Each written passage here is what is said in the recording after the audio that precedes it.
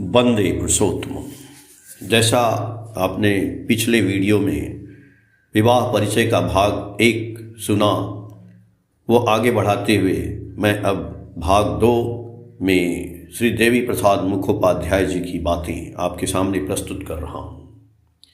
विवाह एक पुरुष और एक स्त्री के बीच होता है, जैसा कि आपने पहले वाले वीडियो में देखा सुना। यदि वह विवाह 7 नियमों के अनुसार संपन्न हो तभी समृद्धि आती है और दंपत्ति के अच्छे बच्चे जन्म लेते हैं जो देश और राष्ट्र का गौरव बनते हैं। किसी लड़के का विवाह ठीक से तय करने के लिए लड़की को देखा जाता है। यह देखा जाता है कि वह शिक्षित है, घर के सारे काम कर सकती है, सबकी समझ रखती है आदि। दुल्हन को देखने का रिवाज हर युग में अलग अलग रहा है। प्राचीन काल में यह देखा जाता था कि लड़की शिक्षित है, कलाओं में निपुण है और सभ्य है। मध्य युग में और हाल ही में भी अभिभावक लड़की को देखने जाते थे। कभी कभी दूल्हा खुद अपने दोस्तों के साथ जाता था। वह लड़की के बालों की लंबाई, चलने का तरीका, उंगलियों, नाखूनों, दांतों, होठों आदि की जांच करता था। लिखावट देखता था, खाना बनाना आता है या नहीं, खास पकवानों के बारे में पूछता था और उन्हें बनाने का तरीका भी पूछता था। आधुनिकता की लहर आने के बाद से यह रिवाज बदल गया। अब देखते हैं कि लड़की की लंबाई कितनी है, रंग गोरा है या नहीं, नाच गाना जानती है या नहीं, होशियार है या नहीं, उसके पिता कितना धन और सम्मान दे सकते हैं आदि। फिर जब किसी लड़की की शादी होती है तो एक अच्छे लड़के की तलाश की जाती है। उसकी डिग्री क्या है, उसकी सामाजिक स्थिति क्या है, वह काम से कितना कमाता है, उसे बोनस के रूप में कितना मिलता है। वह एक छोटा परिवार चाहती है। अगर लड़की प्यारी हो तो मुझे घर के कामों में मदद करने वाला कोई चाहिए और इसके अलावा पति सुंदर, फुर्तीला और अच्छे व्यवहार वाला होना चाहिए, बेशक दुल्हन की इच्छा के अनुसार। लेकिन इतने सोच विचार के बाद भी हम स्थिति को संभाल नहीं पा रहे हैं। शादी के बाद मनचाहा दामाद या बहू पाने की इच्छा नहीं रह गई है।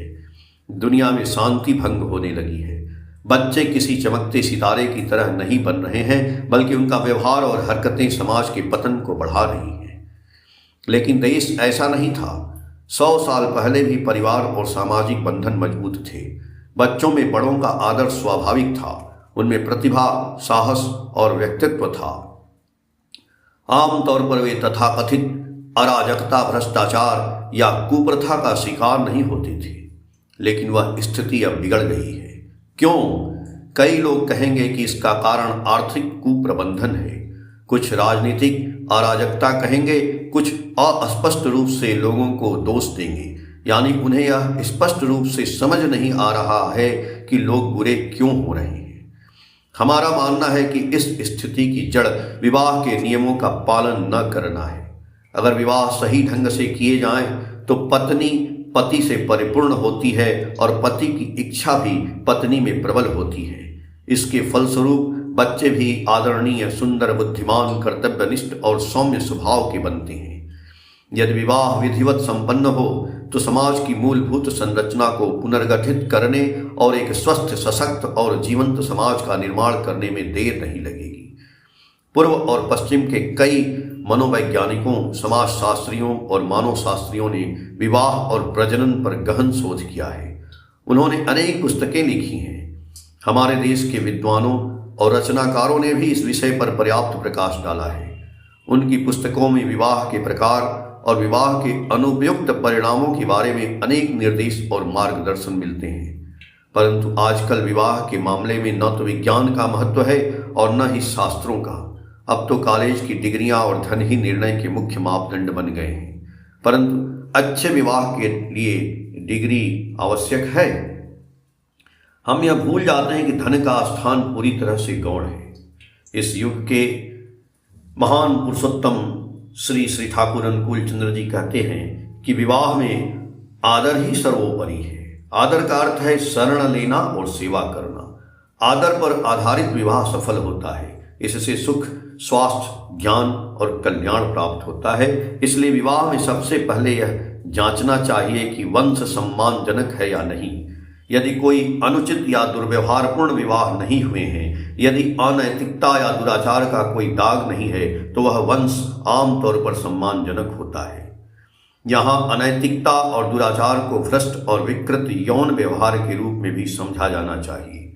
यदि स्त्रियां पति के बिना एक या अधिक पुरुषों के साथ यौन संबंध रखती हैं और यदि पुरुष पत्नी के बिना एक या अधिक स्त्रियों के साथ यौन संबंध रखते हैं, तो उन स्त्रियों और पुरुषों का जीवन मजबूत नहीं होगा, क्योंकि कामुकता को जीवन शक्ति भी कहा जा सकता है।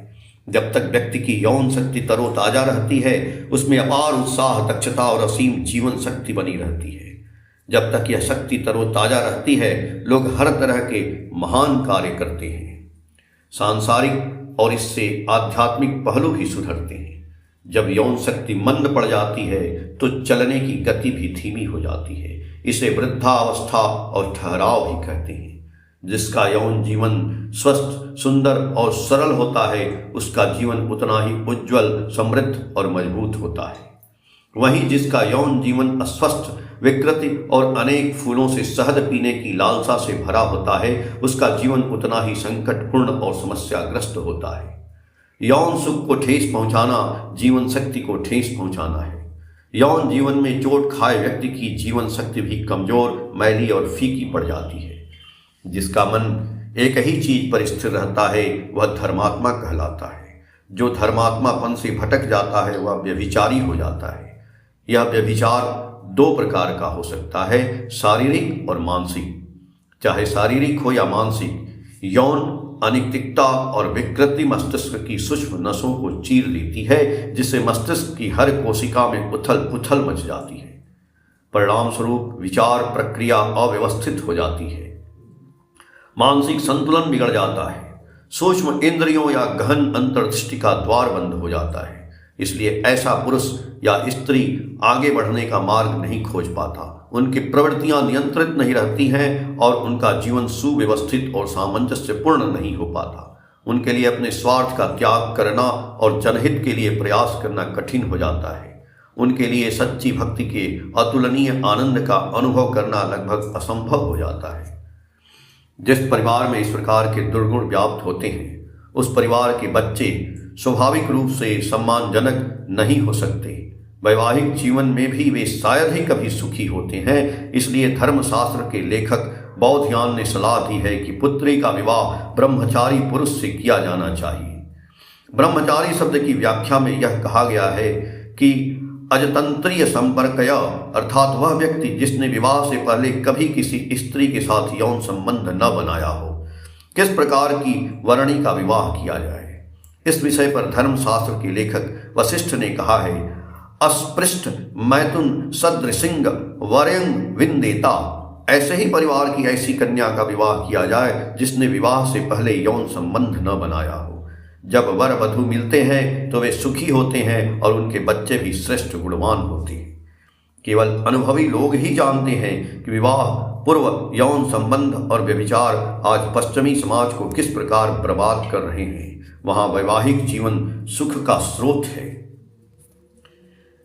नहीं, लड़कियों में सुरक्षा की भावना का अभाव है। पति पत्नी का सरल प्रेम और आपसी विश्वास बहुत कमजोर है। परिणाम स्वरूप वहां जन्म लेने वाले लोग बिखरे हुए और बेचैन हैं।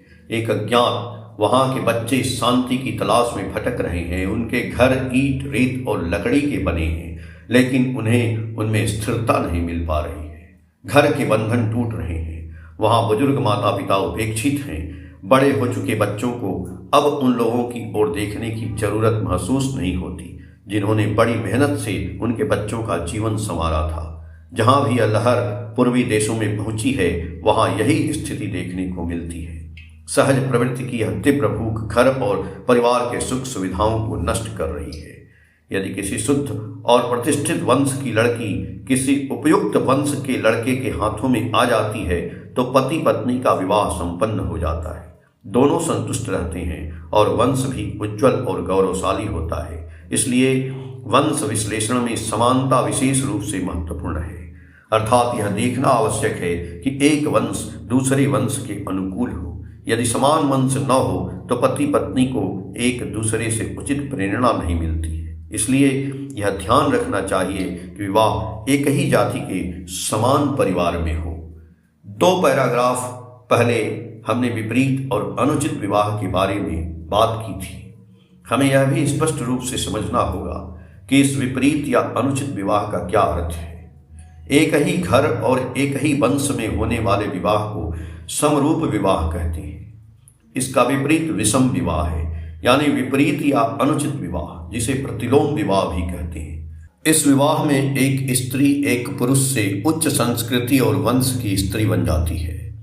ऐसे स्त्री और पुरुष के मिलन के परिणाम स्वरूप उच्च भूमि पर अशुभ बीज गिरता है और व्यक्ति में असंतुलित अवस्था उत्पन्न करता है। ऐसे व्यक्ति की शारीरिक अवस्था सुगठित नहीं होती, वे अच्छे और उत्तम के प्रति सजग नहीं होते, उनमें ईश्वर, धर्म और संस्कृति के प्रति कोई आदर और आस्था नहीं होती। यदि इनमें कोई प्रतिभा होती भी है तो वह विस्फोटक, विनाशकारी और हानिकारक होती है। वे समाज में आग तो लगा सकते हैं, लेकिन शांति का मधुर वातावरण नहीं बना सकते, लोगों को राहत नहीं दे सकते और उनकी चेतना का उत्थान नहीं कर सकते। वे तथाकथित प्रगति के नाम पर मनमानी कर सकते हैं, लेकिन वे परिवार और समाज के सभी वर्गों के लोगों को साथ लेकर क्रमिक प्रगति के पथ पर आगे नहीं बढ़ सकते। इसलिए इस भिन्न या विपरीत संयोजन को पूरी तरह से त्याग दिया जाता है। प्राचीन सामाजिक व्यवस्था में यदि कोई इस व्यक्ति को इस प्रकार का विवाह जबरदस्ती करवाता तो इसे मृत्युदंड योग्य अपराध माना जाता था, जो मनु संहिता में वर्णित है। समान और असमान के अलावा विवाह के अन्य प्रकार भी हैं जिनका उल्लेख किया जा सकता है। यह असमान हो सकता है, यह पूरी तरह से असमान नहीं है, बल्कि समानता से थोड़ा निम्न स्तर का है। इस विवाह में स्त्री पुरुष की तुलना में थोड़े निम्न परिवार से होती है। शास्त्रों में इसे अनुलोम विवाह कहा जाता है। यद्यपि यह समान नहीं है, फिर भी एक ओर यह तो अच्छा है और असमान विवाह के बुरे प्रभावों से मुक्त है। जाति एक ही प्रकार की संरचनाओं के भीतर विविधता का समूह है। जिन वंशों में एक ही प्रकार की संरचनाएं पाई जाती हैं, वे एक ही जाति के होते हैं। एक ही जाति में समान वंशों के बीच विवाह सर्वोत्तम होता है। जाति और वंश देखने के बाद हमें स्वास्थ्य पर ध्यान देना चाहिए। दुल्हा दुल्हन और उनके वंश का स्वास्थ्य कैसा है, इसीलिए चिकित्सा परीक्षण के साथ शादी करने की बात कही जाती है। ऐसा नहीं हो रहा है, लेकिन यह देखना बेहद जरूरी है कि परिवार में बीमारियों की अधिकता तो नहीं है, और क्या सभी लोग अच्छे नैतिक मूल्यों का पालन करते हैं। अनैतिकता से बीमारियां फैलती हैं, कष्ट बढ़ता है और जीवन प्रत्याशा भी घटती है।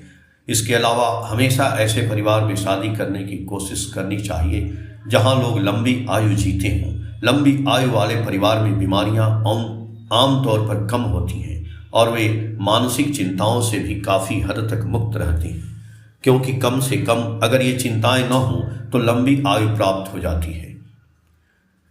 फिर अगर माता पिता दोनों की आयु लंबी होती है तो उनके बच्चे भी स्वाभाविक रूप से लंबी आयु प्राप्त करेंगे। यदि किसी अल्पायु परिवार का लड़का किसी अल्प आयु परिवार की लड़की से विवाह करता है तो उनके बच्चे भी अल्पायु ही होंगे। यह जीवन का एक सत्य है। धन और शिक्षा यानी पैसा और विश्वविद्यालय की डिग्रियों पर ध्यान केंद्रित करते हुए हम कुछ बहुत महत्वपूर्ण चीज़ों को नज़रअंदाज कर देते हैं। परिणाम स्वरूप भले ही हमें सतही तौर पर एक अच्छा विवाह मिल जाए, लेकिन अंततः इससे कल्याण नहीं होता। ऐसा ही एक महत्वपूर्ण पहलू स्वास्थ्य है। भले ही हम स्वास्थ्य के सतही पहलू को देखें, लेकिन इनमें कुछ बुनियादी और सूक्ष्म पहलू भी हैं जिन पर अक्सर ध्यान नहीं दिया जाता। आइए अब इस बारे में थोड़ी चर्चा करते हैं। आपको यह देखना होगा कि जिस परिवार से आप शादी करने जा रहे हैं उसमें कोई पागल व्यक्ति तो नहीं है। यदि पिछले 3 पुरुषों में कम से कम एक पागल है तो विशेषकर मातृ परिवार में तो उस पागलपन के बच्चों में फैलने की संभावना बहुत अधिक होती है। कहा जाता है मातृदोष पागलपन माँ की गलती से आता है, क्योंकि माँ स्वभाव प्रदान करती है। जैसे लोहार लोहे को मजबूत करते हैं, वैसे ही माँ बच्चे के सभी गुणों को मजबूत करती है। इसलिए बच्चे को माँ का स्वभाव मिलता है। यदि परिवार में कोई पागल है और आप उस परिवार में शादी करना चाहते हैं तो आप को बच्चे के पागल होने की संभावना को स्वीकार करना होगा। यदि परिवार में किसी को आनुवांशिक रूप से फैलने वाली बीमारी है, विशेषकर प्रजनन प्रणाली से संबंधित या यौन संचारित रोग, तो विवाह होने पर बच्चे भी उस बीमारी से प्रभावित हो सकते हैं, चाहे यह बीमारी दूल्हे पक्ष से हो या दुल्हन पक्ष से हो। आमतौर पर इस बीमारियों को छिपाकर विवाह तय किया जाता है। परिणाम स्वरूप विवाह के बाद एक पक्ष दूसरे से ठगा हुआ महसूस करता है। इससे परिवार की शांति भंग हो जाती है। छिपी हुई बीमारी बच्चों के माध्यम से भयानक रूप से प्रकट होती है, जिससे अत्यधिक पीड़ा और कष्ट होता है। मानसिक कष्ट बढ़ जाता है। बीमारी के इलाज में बहुत पैसा बर्बाद हो जाता है। इसलिए विवाह के समय इस मामले की पूरी तरह से जांच पड़ताल करना और आगे बढ़ने से पहले सुनिश्चित होना उचित है। लोग कई कारणों से आत्महत्या करते हैं, लेकिन एक कारण ऐसा है जो हर जगह पाया जाता है। यह है तंत्रिका संबंधी असहिष्णुता या गंभीर तंत्रिका कमजोरी। यदि परिवार में, विशेषकर मातृ परिवार में आत्महत्या का इतिहास रहा हो, तो अगली पीढ़ी में भी आत्महत्या की प्रवृत्ति जागृत हो सकती है। भले ही निरंतर आत्मकेंद्रितता और आत्मचिंतन के परिणाम स्वरूप इसे नियंत्रित कर लिया जाए, फिर भी किसी न किसी रूप में तंत्रिका संबंधी थकावट या विकृति बनी रहने की पूरी संभावना रहती है। इसलिए विवाह की व्यवस्था करते समय इस पहलू को भी ध्यान में रखना चाहिए। वैवाहिक जीवन में अच्छे स्वास्थ्य और खुशहाली बनाए रखने के लिए एक और महत्वपूर्ण बात है उम्र। पुरुष हमेशा महिलाओं से बड़े होते हैं। पारिवारिक मामलों में पुरुषों को अनुभव मिलने की उम्र महिलाओं की तुलना में बहुत पहले होती है। महिलाएं मासिक धर्म शुरू होने के बाद ही संतानोत्पत्ति के योग्य होती हैं। जब कोई स्त्री संतानोत्पत्ति करके मां बनती है, तो उसमें गृहिणी के गुण समाहित हो जाते हैं। तभी उसके विचार और संसार की समझ विकसित होती है। यह प्रकृति का नियम है। वहीं पुरुष के मामले में विशेष परिस्थितियों को छोड़कर इस समझ तक पहुंचने में 25 से 28 वर्ष का समय लगता है। इसलिए धार्मिक विद्वानों ने हमारे देश के लिए यह प्रावधान किया है कि 12 वर्ष की कन्या का विवाह 28 या 30 वर्ष के पुरुष से होना चाहिए और पति पत्नी के बीच कम से कम 10 से 12 वर्ष का आयु अंतर सर्वमान है।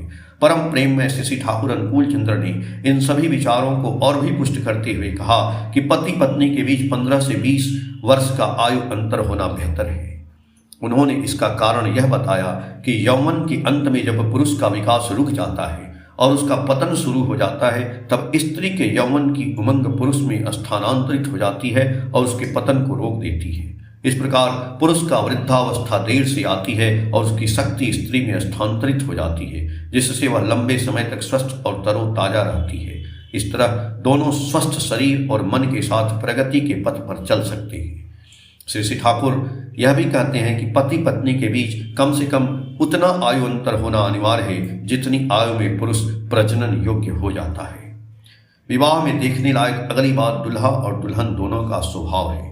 स्वभाव से तात्पर्य है कि वे मूल रूप से कैसे हैं। यहाँ याद रखने वाली बात यह है कि हम विवाह के बारे में कई बातों पर विचार करते हैं, लेकिन जब स्वभाव को परखने की बात आती है तो हम अक्सर पूरी तरह से उदासीन हो जाते हैं। हम इस पहलू पर बिल्कुल ध्यान नहीं देते हैं।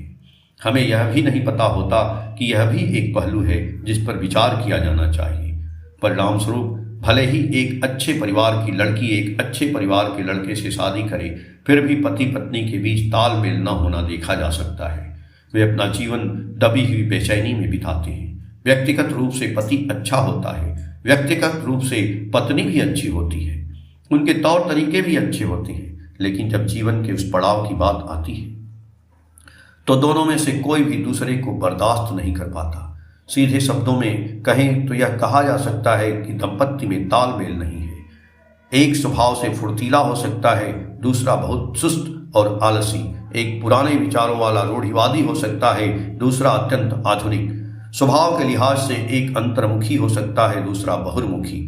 जब तक किसी में बहुत सूक्ष्म गुण न हो, इन दो बिल्कुल विपरीत स्वभावों में सामंजस्य बिठाना मुश्किल होता है। अगर कोई सभ्य परिवार से है तो बाहरी लोगों को उसकी बेचैनी का पता नहीं चलता, हालांकि इसे दबाया नहीं जाता। इस असंगति और बेचैनी की खबर बच्चों के माध्यम से जाहिर हो जाती है। यदि मशीन में कोई खराबी है तो उससे निकलने वाला उत्पाद भी दोषपूर्ण होगा। ठीक उसी प्रकार पति पत्नी के बीच की असंगतता और असामंजस्य बच्चों के माध्यम से प्रकट होता है। पत्नी को अपने पति के कुछ गुण पसंद आ सकते हैं और कुछ नापसंद। पत्नी अपने अंदर उन नापसंद गुणों को स्वीकार नहीं कर पाती, वह अपने पति के गुणों के अनुरूप ढलकर उनकी मानसिकता की पूर्ण अनुयायी नहीं बन पाती। ये असंगत गुण बच्चों में अशांति पैदा करते हैं, उनका जीवन सामंजस्यपूर्ण नहीं हो पाता। उन बच्चों के व्यक्तित्व में कुछ हद तक अपरंपरागत व्यवहार हमेशा मौजूद रहेगा। राष्ट्रीय स्तर पर प्रचलित बच्चा या तो मानसिक रूप से मंदबुद्धि, बेचैन, अल्पायु, दुर्बल या अस्थिर होता है। कई बार बच्चे गैर जिम्मेदार होते हैं, काम में गलतियां करते हैं, सुस्त होते हैं और दूसरों की बात समझ नहीं पाते। इन सब का कारण माता पिता के बीच तालमेल की कमी है। यहाँ तक कि अगर पत्नी अपने पति की सोच से पूरी तरह सहमत न हो, उसकी कुछ आदतों से नफरत करती हो या असंतुष्ट हो, तो भी बेटियों के लिए वैवाहिक जीवन में पूरी तरह समर्पित होना मुश्किल हो जाता है। इस तरह पति पत्नी के जीवन में तालमेल की कमी पीढ़ी दर पीढ़ी आगे बढ़ती रहती है और एक गंभीर बीमारी की तरह बनी रहती है। कई मामलों में यह तालमेल की कमी बचपन से ही पता चल जाती है।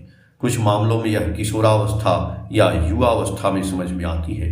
इसलिए ऐसा लग सकता है कि यह नियम हर जगह लागू नहीं होता, लेकिन अगर कम उम्र में नहीं तो सही उम्र में किसी खास मौके पर यह तालमेल की कमी जरूर सामने आ जाएगी। जैसे 1 और 1 2 होते हैं, वैसे ही इस नियम का कोई अपवाद नहीं है। अगर आप गौर से देखें तो यह बात साफ नजर आती है। जय गुरु। अब अगली विवाह परिचय मैं अपने अगले वीडियो में भाग 3 के माध्यम से आपके सामने प्रस्तुत करूंगा। धन्यवाद और जय गुरु।